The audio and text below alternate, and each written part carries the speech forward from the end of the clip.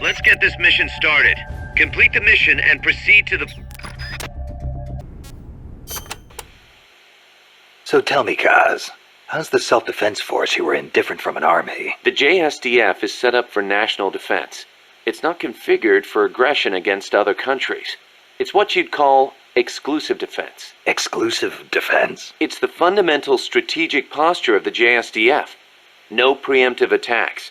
Only the minimum defensive action necessary after an enemy attacks. Anything defined as self-defense, then? The JSDF originated as the National Police Reserve. Back then, American forces stationed in Japan were being sent over to fight in the Korean War. So in a sense, the NPR was filling a gap. Police, huh? Reminds me of the Costa Rican Civil Guard. Yeah, exactly. They're also dispatched to provide disaster relief. The year before I joined, they had a hell of a time trying to rescue some buses that got hit by landslides.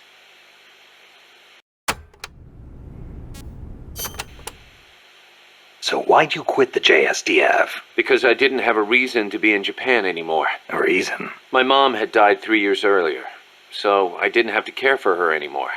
With her gone, there was no point hanging around in Japan. Yeah, but a man with your talents could have risen pretty high in the ranks, I imagine. I don't know what they made of me. Could be it actually alienated me from the brass. And personally, I could never get used to the idea of exclusive defense. Meaning? On a strategic level, I can see how a country could go with the exclusive defense model used by the JSDF, and I've got nothing against my fellow soldiers who believe in it. On a tactical level, though, it just rubbed me the wrong way. To put it simply, I was itching for a real fight. I figured. And I felt as long as I was in the JSDF, I'd never be able to stand shoulder to shoulder with my father, who was in the U.S. Army. Seeing Yukio Mishima's suicide didn't help either. Yukio Mishima, the guy who wrote The Temple of the Golden Pavilion. The way he questioned the status quo hit home with me. Not that I admired his vision or anything, but it did get me thinking, that's for sure.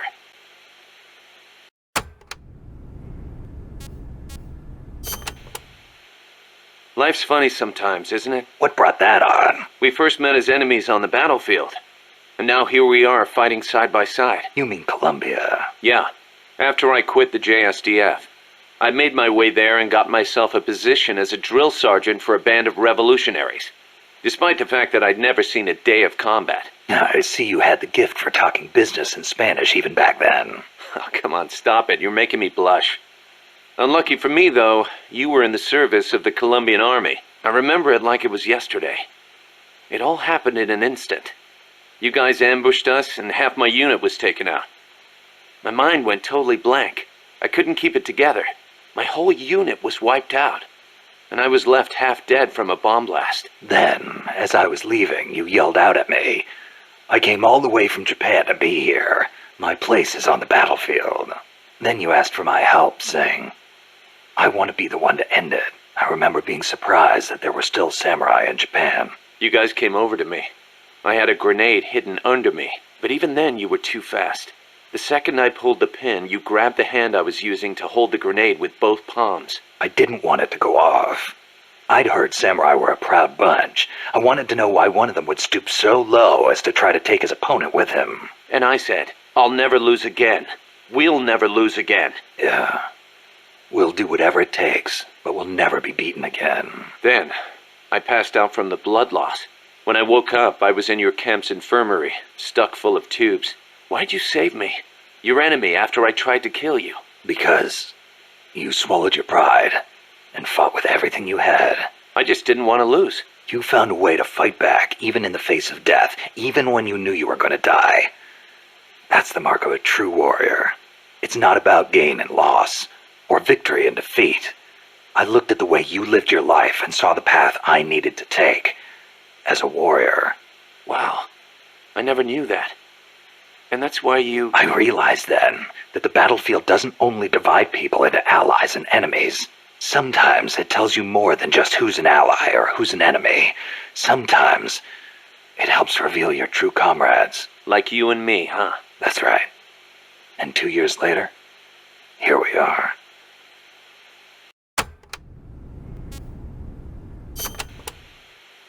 What was that you were saying? Peace is not the natural state of men?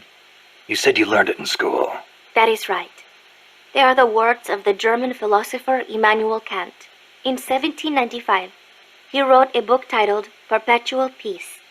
Kant argued that it is precisely because peace is unnatural that we have to make it ourselves. How? That is what his book is about. Is the concept starting to sound interesting now? Not really. I belong in a more natural world. Is that so? My grandparents died in the Civil War. If only we had been at peace, they would not have lost their lives. You actually wish for war?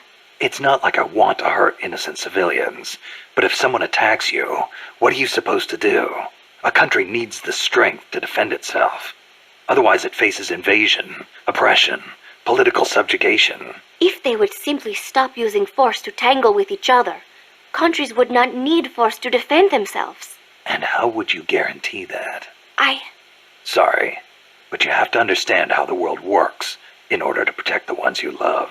That's not to say ideals aren't important too. They are. You are right, Snake. Thanks. Peace.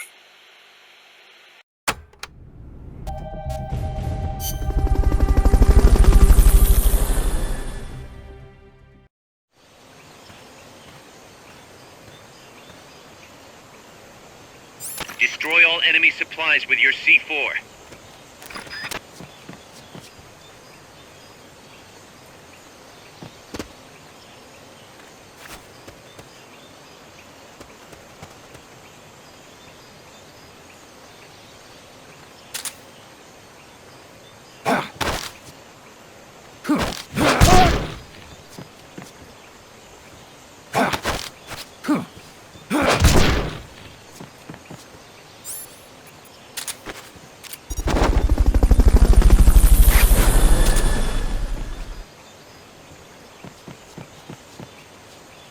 Fulton recovery helicopter is complete.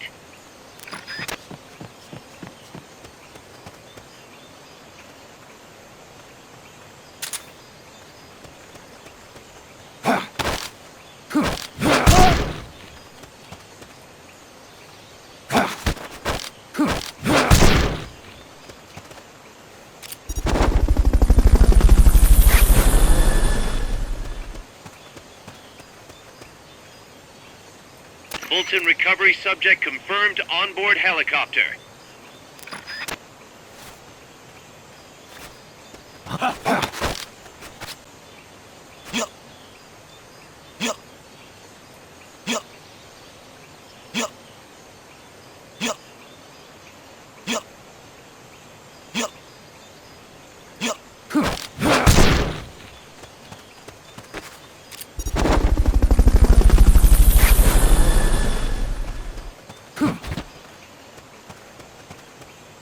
Fulton recovery helicopter is complete.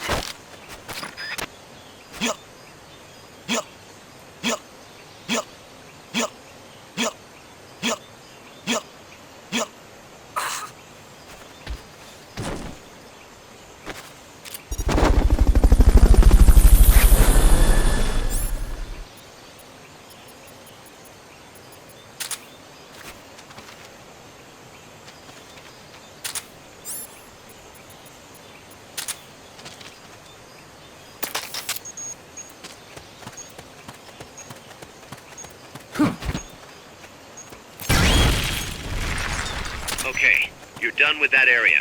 Head for the goal. You did it!